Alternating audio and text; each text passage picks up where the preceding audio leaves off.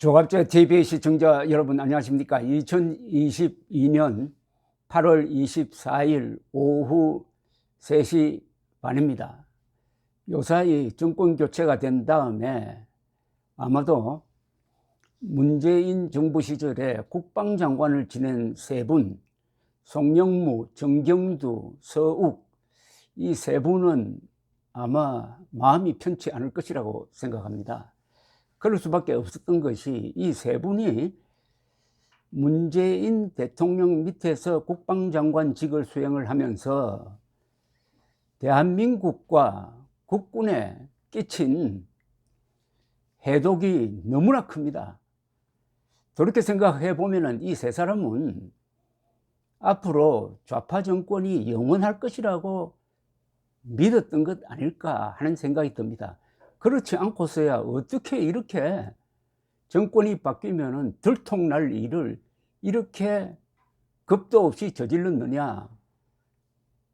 리얼타임에 저는 그때 그런 생각을 했는데, 이제 칼자루를 잡은 입장에서 칼날을 잡는 쪽으로 딱 위치가 바뀌니까 계속 이 세 사람이 지탄의 대상이 되고 고발의 대상이 되고 있습니다.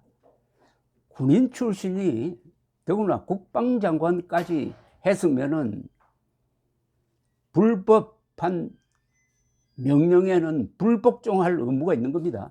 아무리 국군 통수권자가 문재인이라고 해도 지시한 내용이 헌법에 맞지 않다, 사실에 맞지 않다, 대한민국 국군의 존엄성에 맞지 않다, 국익에 맞지 않다 하면 거부를 해야 됩니다. 거부를 할 의무가 있습니다.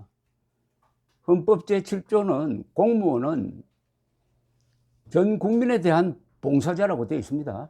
따라서 정치적 중립을 해야 된다고 하고, 공무원이 정치 중립하는 것을 보호할 수 있는 장치가 바로 헌법 7조인데, 이 헌법 7조라는 방패를 주었는데도 불구하고 그 방패를 집어 던져버리고 김정은의 부하 노릇을 한 문재인의 지시대로 했다가 이제 그 방패가 날아가 버리니까 이 세 사람이 아주 한대에 나앉게 되었습니다. 자업자득입니다. 앞으로 어떤 국방장관이 들어서더라도 대통령의 위법한 명령은 따르면 안 됩니다. 헌법에 충성해야 됩니다. 헌법에 충성하는 대통령에게만 충성해야 합니다. 오늘 송영무 전 국방장관에 대해서 드디어 중대한 혐의가 씌워졌습니다. 이 중앙일보가 보도한 내용을 소개를 해드리겠습니다. 국민의힘 국가안보문란 태스크포스는 문재인 정부 시절 국군 기무사령부 해체와 관련하여 송영무 전 국방장관과 이석구 주 아랍에미리트 대사 당시 기무사령관을 각각 직권남용과 군기밀 누설 등의 혐의로 이르면은 오는 31일에 대검찰청에 고발키로 했다고 당 관계자가 밝혔다고 합니다. 정부도 이석구 대사를 경질하고 가능한 이런 시점에 소환할 것이라고 복수의 소식통이 전했다는 겁니다. 중앙일보 유튜브 강찬호의 투마치 토크와 통화한 국민의힘 TF 관계자는 송영무 전 장관은 기무사를 해체하려는 악의적 목적으로 세월호 유가족 불법 사찰이라는 프레임을 씌워 세월호 구조를 수행한 기무사 부대원 전원을 야전부대로 전속시키고 주요 직위자들이 기소당하게 했다. 또 본인도 문제없다고 밝힌 계엄 절차 검토 보고서를 외부에 넘겨 기무사가 내란을 음모했다는 프레임을 의도적으로 씌웠다면서 직권남용과 기밀 누설 혐의 등으로 고발하겠다고 했습니다. 이 혐의가 너무나 엄중합니다. TF 관계자는 국방수장으로서 군 명예를 실추하고 국방력 약화 역할을 최일선에서 한 송영무 전 장관이 한국자유총연맹 총재로 재직 중인 것도 큰 문제다면서 즉각 총재직을 사퇴하고 법의 심판을 받아야 할 것이라고 했습니다. 이 TF 관계자는 이석구 대사에 대해서는 기무사령관 시절 검토계획에 불과한 기무사 보고서와 관련하여 실행이 되지 않았다고 실행계획이 아닌 것이 아니다, 실행 의지가 있었다고 봤다고 국회 정보위에서 발언하고 기무사 보고서를 받아본 뒤 생산처인 기무사에 돌려주지 않은 등의 혐의로 역시 고발할 방침이라고 했습니다. 2018년에 기무사가 마치 쿠데타를 모의한 것처럼 이렇게 정권 쪽에서 앞다투어 선동을 한 적이 있습니다. 여기에 당시 기무사령관 이석구 씨가 공모자로 참여했다는 그런 취지의 이야기군요.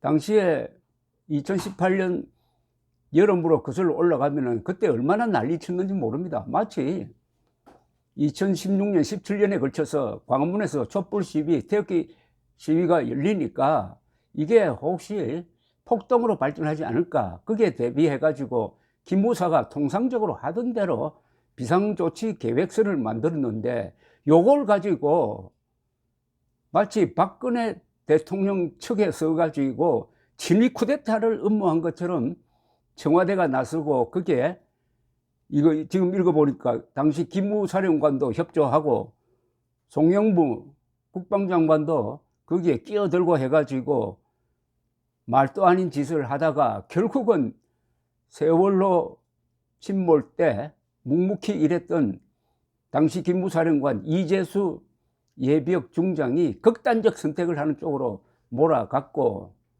많은 사람들이 불려다니면서 수사를 받고, 그리고 기무사령관은 그걸 빌미로 해가지고 기무사령부는 해체되어 버렸습니다. 기무사령부 해체를 제일 좋아할 사람은 김정은밖에 더 있습니까? 그리고 북한군밖에 더 있습니까? 이런 짓을 한 책임자 두 사람에 대해서 고발한다고 하니까 정말 이 박수를 치고 싶습니다. 윤석열 정부 지지율이 떨어지고 있는 이유가 이런 것을 신속하게 안 했기 때문인데, 이걸 했으니까 이제 지지율도 회복이 돼야 되는 것 아닌가 싶은데, 이건 홍보를 잘해야 됩니다. 이렇게 슬쩍 한마디 하면 안 됩니다. 이게 얼마나 악질적인 것이었느냐. 국군을, 기무사를 그야말로 칼질을 해가지고 북한군 좋도록 하기 위한 음모였다. 일종의 이적 혐의고 반역 혐의입니다. 이런 걸 홍보를 해야 됩니다. 이런 걸 홍보를 해야 돼요. 얼마나 중대 사안입니까? 육사 42기 출신인 이 대사는 지난해 12월 10일 주 아랍에미레이트 대사로 임명됐으며 12월 21일 문재인 당시 대통령으로부터 신임장을 수여받았답니다. 정권 바뀔 줄 몰랐겠죠. 복수의 소식통은 정부는 이 대사를 조속한 시일 내로 소환할 방침이다. 그가 사실상 견질됐다고 했습니다. 국민의힘 국가안보문란 태스크포스는 귀순 어민 강제 북송 등과 관련하여 노영민 전 대통령 비서실장, 정의용 전 국가안보실장 등 10명의 문재인 정부 인사들을 고발한 바가 있습니다. 기억에 생생합니다. 제가 날짜까지 정확하게 외웁니다. 2018년 7월 27일 정전기념일, 문재인은 정군지휘관 회의라는 걸 소집을 해가지고 거기서 이런 이야기를 합니다. 기무사의 세월호 유족 사찰은 불법이고 시대착오적이고 일탈행위라고 합니다. 이렇게 하니까 그게 맞춰가지고 수사가 진행되다가 결국은 그해 겨울에 이재수 전 기무사령관이 투신 자살했습니다. 구속영장이 청구되었지만은 판사도 이건 안 된다 해가지고 영장 기각된 며칠 뒤에 뛰어내렸습니다.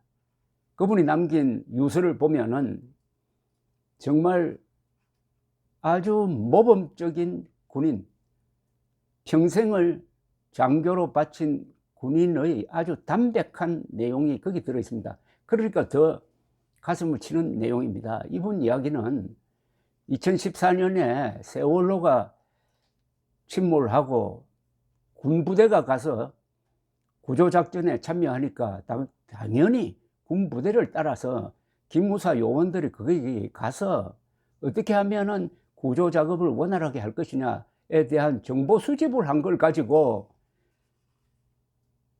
세월호 유족들을 사찰했다고 거짓말한 겁니다. 사찰이란 말은 범죄란 뜻인데 문재인이가 사찰이란 말을 썼다니까요. 대법원 확정 판결 나오기 전에 사찰이라고 하면은 이건 완전히 무죄 추정 원칙을 위반한 그야말로 헌법 위반 아닙니까? 그래서 결국 모든 압박이 당시 기무사령관 이재수 전 육군 중장에게 쏠렸고, 이분이 다른 사람 다치지 않기 위해서 그랬다고 저는 생각합니다만은 투신 자살했던 것입니다. 이 책임자는 문재인, 송영무, 당시에 수사했던 사람 다 책임져야 되고, 이거는 우리 군대의 명예를 위해서, 국군 장교단의 명예를 위해서도 이건 철저하게 수사를 해야 됩니다. 원혼을 갚아주어야 합니다. 대한민국 국군이 문재인이나 송영무로부터 이런 대우를 받으면 안 됩니다. 국군 장교단이 이것은 자신들의 일이라고 해가지고 명예회복을 해야 됩니다. 대한민국 국군이 보통 군대입니까? 20세기에 국군이 나라 발전에 가장 크게 기여한 군대가 있다면은 이스라엘 군대와 대한민국 국군 아닙니까? 국군은 건국의 초석이었고, 호국의 간성이었고, 근대화의 기관차였고, 민주화의 울타리 역할을 했습니다. 앞으로 자유통일을 뒷받침하고 인류국가 건설을 무력으로 뒷받침하는 두 가지 임무가 남아 있습니다. 국군의 명예를 위해서도 이번 이 국민의힘 타스크포스 팀의 송영무 등 고발에 국군 장교들도 그 수사를 통해서 진상규명이 되도록 적극 협력해야 될 것이라고 합니다. 국군의 명예를 회복해야 합니다. 그렇게 해야 싸울 수 있는 군인이 되는 것 아닙니까? 감사합니다.